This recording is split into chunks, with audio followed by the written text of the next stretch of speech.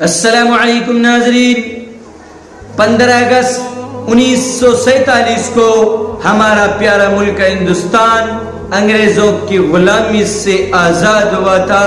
دوستو، یہ صرف جشن منانے کا دن نہیں بلکہ ہم ان علماء کرام کی قربانیوں کو یاد کریں، ان مسلمانوں کی قربانیوں کو یاد کریں جنہوں نے اس ملک کو آزاد کرانے میں سب سے اہم رول ادا کیا ہے۔ آج ہماری تاریخ کو مٹانے کی کوشش کی جا رہی ہے۔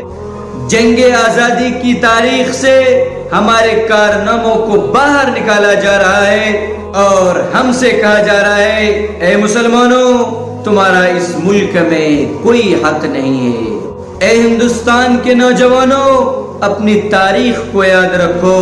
کوئی بھی قوم اپنی تاریخ کو نہیں بھولتی، اور جو قوم اپنی تاریخ کو بھول جاتی ہے دنیا کے نقشے میں اس کا کوئی نام و نشان نہیں رہتا ہے۔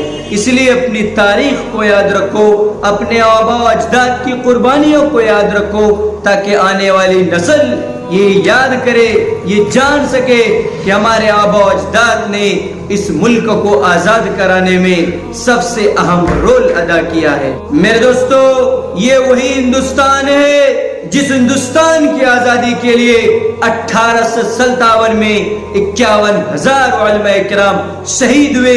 یہ ہماری تاریخ ہے، یہ آپ کی تاریخ ہے۔ یہ وہی ہندوستان ہے جس ہندوستان کی آزادی کے لیے دہلی کے چاندنی چوک سے لے کر خیبر تک صرف علماء کرام کی گردنیں لٹکائی گئی۔ یہ ہماری اور آپ کی تاریخ ہے۔ یہ وہی ہندوستان ہے جس ہندوستان کی آزادی کے لیے علماء کرام کو برہنہ یعنی ننگا کر کے آگ میں ڈالا گیا۔ دوستو، یہ ہماری اور آپ کی تاریخ ہے۔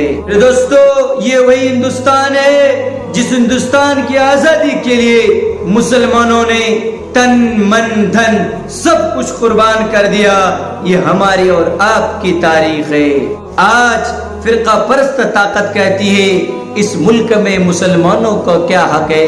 دوستو، ان بے شرموں سے، ان غداروں سے صاف صاف بتا دو، اگر اس ملک کو آزاد کرانے میں ہمارے علماء کرام مسلمان شریک نہ ہوتے تو خدا کی قسم آج تک یہ ملک کبھی آزاد نہیں ہوتا۔ اس لیے ان غداروں سے، ان بے شرموں سے، ان بے حیاؤں سے صاف صاف کہہ دو، اس ملک میں جتنا تمہارا حق ہے اس سے کہیں زیادہ ہمارا حق ہے۔ ہم نے خون بہایا ہے، ہم نے جیلیں کاٹی ہے، ہم نے بچوں کو